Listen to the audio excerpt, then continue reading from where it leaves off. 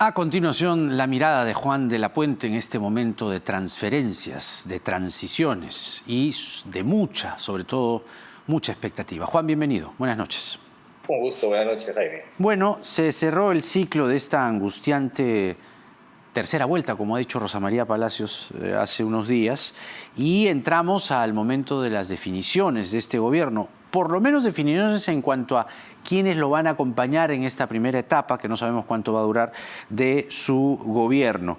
Los nombres que han venido circulando para el gabinete, pues se habla del señor Nájar, próximo, cercano a Vladimir Cerrón, la propia participación directa o indirecta de Cerrón, ¿qué te dice a ti?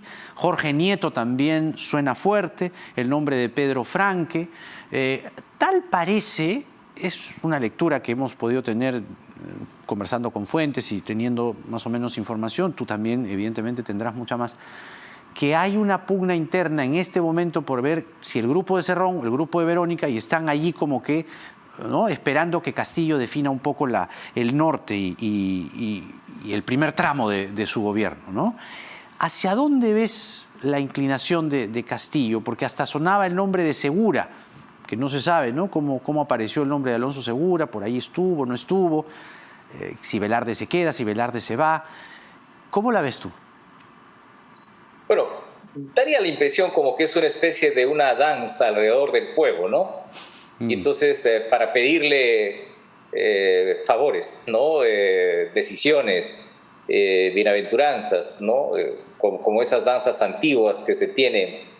Y porque la figura del presidente es una figura finalmente solitaria en cualquier régimen presidencialista.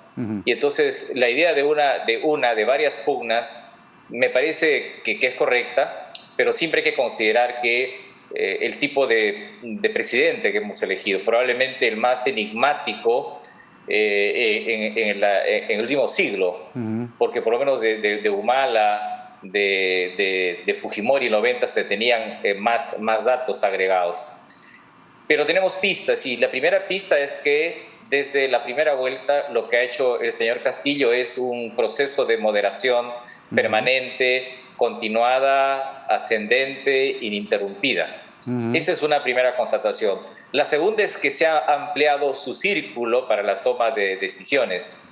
Y la tercera es que tiene un discurso más de Estado. De hecho, anteayer o ayer, ¿no?, que fue proclamado el señor Castillo, ya estrenó un discurso de Estado. Todo esto me lleva a pensar que está organizando el presidente electo un gabinete en la lógica de la moderación, aunque no en la lógica de la renuncia, porque hay gente en el Perú que cree que moderarse es renunciar, y hay mucha diferencia entre moderación y renuncia. Y esta pugna en relación a los sectores de izquierda alrededor del señor Castillo tiene que ver con esa idea de moderémonos, pero no renunciemos a lo esencial del mensaje. Ahora, la participación directa o indirecta de Cerrón, ¿no?, que es algo que preocupa y podría, ¿no?, si es que Cerrón es hecho a un lado o se le hace a un lado, podría generar ciertos consensos con sectores que hasta hace algunos días, semanas quizá, eran reacios a Castillo. ¿No crees tú que la cosa va por ahí? Que, digamos, el factor Cerrón puede ser determinante para esos consensos que no necesariamente impliquen cambios, sino moderaciones, como bien dices. En entornos y en procesos, en contextos desordenados, los partidos, las estructuras partidarias generan un nivel de estabilidad. Y en ese sentido, en este contexto tan desordenado que tú describes, y con lo que estoy de acuerdo, es evidente que en los últimos días Perú Libre, como partido, juega un papel ordenador. Por ejemplo, en la bancada, en las relaciones con los otros partidos, en las negociaciones. Y entonces, claro, si bien es cierto que hay elementos que permiten, del discurso de Cerrón, que permiten desconfiar respecto de su verbo y su acción respecto a la política peruana, sí aparece como un valor estabilizador y ordenador de la candidatura, porque ¿qué tiene Cerrón? Tiene cerca a una bancada.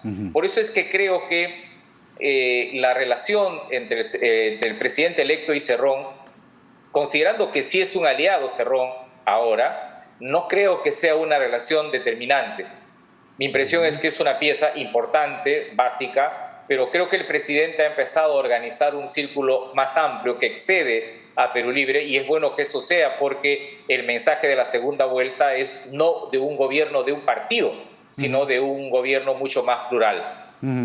Ahora, esa pluralidad, ¿hasta dónde puede llegar, ¿no? Es decir, conversábamos a la mañana con Verónica Mendoza en la radio y, claro, no solamente se trata de dirigirse a quienes votaron por ti, sino también dirigirse a los que no votaron por ti, ¿no?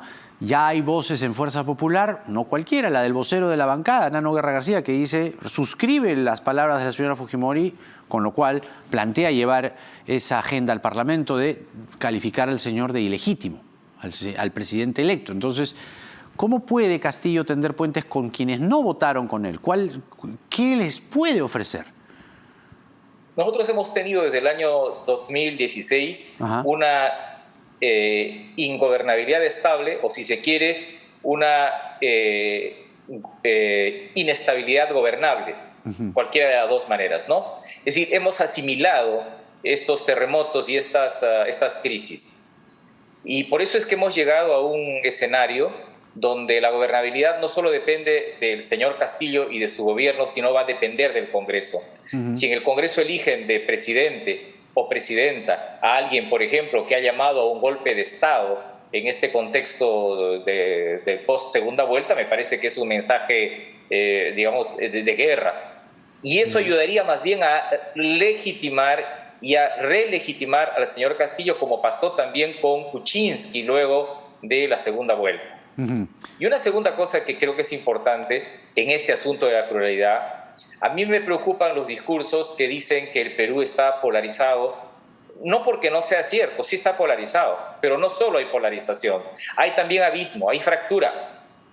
En Puno el señor Castillo obtuvo 89%, la señora Fujimori 11%. Ahí no se puede hablar de polarización, ahí hay abismo. Claro. Y entonces un gobierno plural tiene que entender que tiene que generar consensos, pero también tiene que producir cambios, y ahí me parece que está la clave de esa arquitectura tan especial que tiene que tener el presidente para armar un gabinete. Los cambios, por lo menos es la aspiración de Perú Libre, la aspiración del presidente electo, pasan para ellos por una asamblea constituyente. Los sectores más renuentes a esa posibilidad, a ese escenario o a ese así llamado momento constituyente sostienen que lo más urgente es atender la pandemia, atender la reactivación económica, atender cosas urgentes que esperan, ¿no?, de un gobierno recién elegido. ¿Tú ves viable, o por lo menos que genere un consenso más o menos encaminado, esta, digamos, asamblea constituyente? Bueno, el presidente tiene sobre la mesa entre 8 o 10 opciones para encarar esta cuestión constituyente. La más extrema sería una declaración unilateral, en el sentido que yo convoco el referéndum. No está habilitado legalmente, creo yo.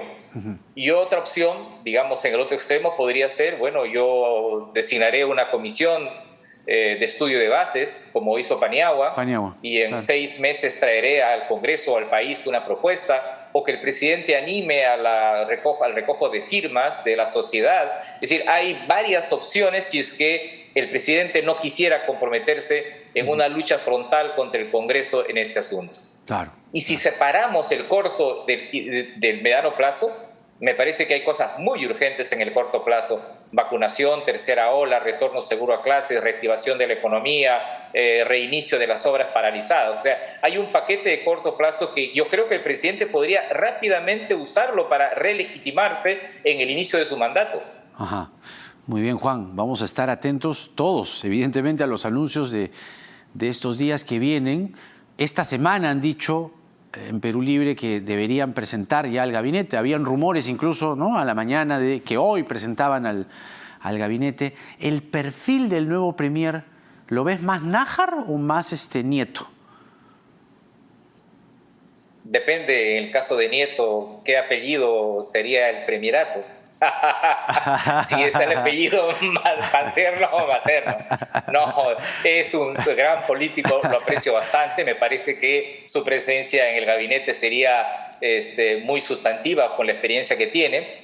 Pero creo que hay dos cargos que son cruciales. Si el presidente apuesta por un ministro de Economía no tan amigo del modelo, debería, supongo, equilibrar con un premier o una premier más abierto al diálogo y al consenso fuera. Y si es al revés, si se tiene un ministro de Economía más amigo del modelo, menos enemigo del modelo, mi impresión es que también debería equilibrar, ¿no? La voz siempre luce de Juan de la Puente con nosotros. Gracias, Juan. Ha sido un gusto. Hasta la próxima. Un gusto. Muy buenas noches. Muy bien. O en realidad no tan bien, para terminar el programa, la Federación Peruana de Fútbol ha comunicado hace un momento, ha pedido en realidad, ¿no?, pronta recuperación, a unir fuerzas además para acompañar a Toño Vargas, ¿no?, el narrador de partidos de fútbol, narrador de nuestra selección por muchos años, ¿no? Varios hemos crecido escuchando los relatos de Toño Vargas y la verdad es que nos unimos a este deseo, ¿no?, de su pronta recuperación. Él está en una cama UCI, ¿no? Se ha contagiado de COVID-19. Toda nuestra fuerza para él. Como decíamos, él ha narrado nuestras derrotas y nuestros triunfos, los goles que nos metieron y los goles que metimos. Así que nos gustaría decir muy prontamente, parafraseando a Toño: acéptalo, COVID, Toño fue más. Nos gustaría decir eso. Y lo vamos a decir, querido Toño. Fuerza, mucha fuerza. Cifras de la pandemia, precisamente.